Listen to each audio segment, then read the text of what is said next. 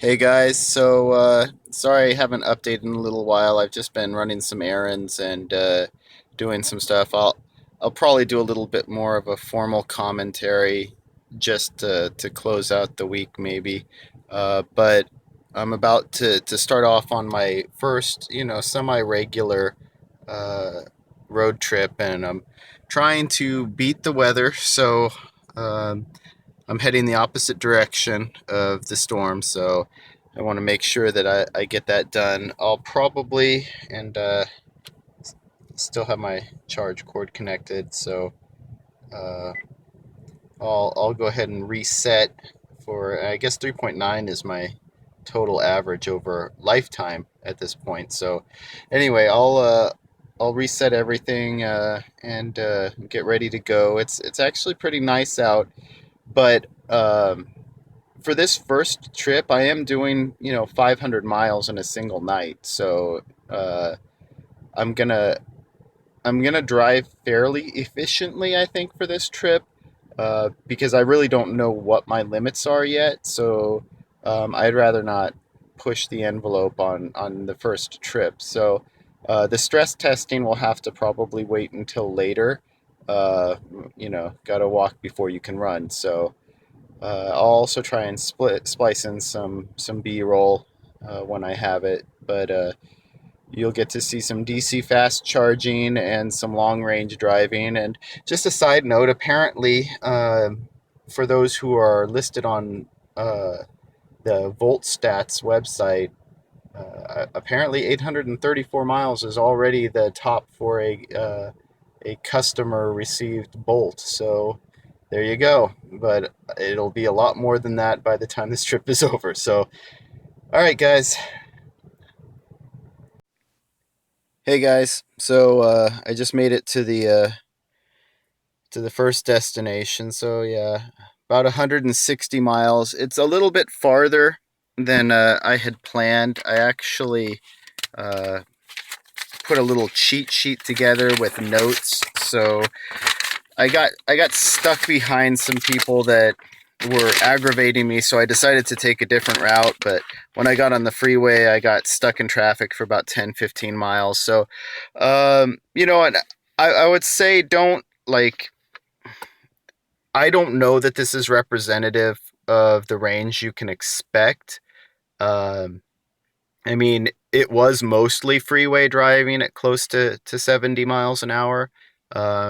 50 degrees, and there was a crosswind. But as you can see, I wasn't really using climate control or anything like that. So, I mean, all told, I think, yeah, my expected range is still, well over 200. So, yeah, but I wouldn't expect too much.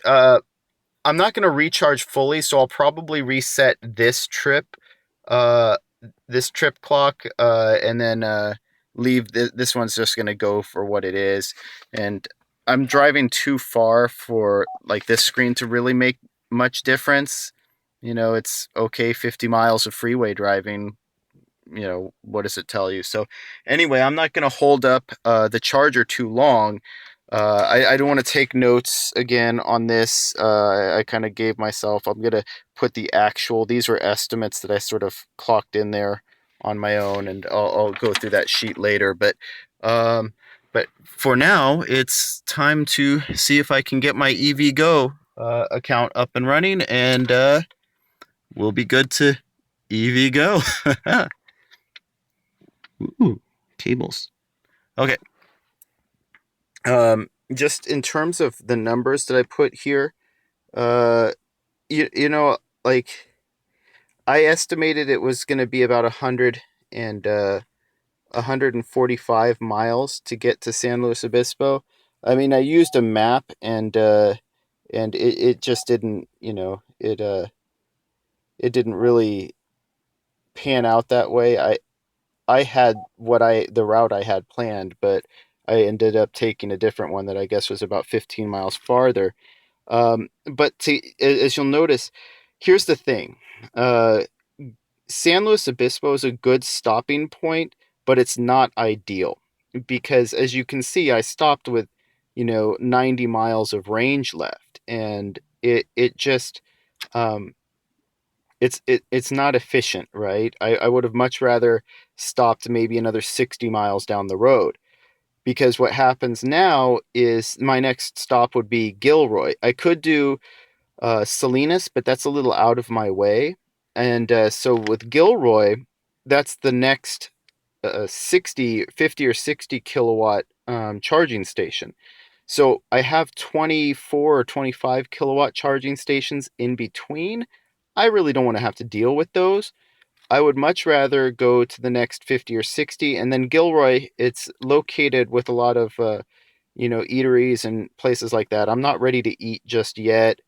Um, and I was planning on staying there longer. If you notice, what I actually was looking for here is to drive 140 miles and recharge 110 miles. And I was estimating that might be like 35 minutes. So I'm just gonna, uh, test out what the actual was and see like the actual range on arrival.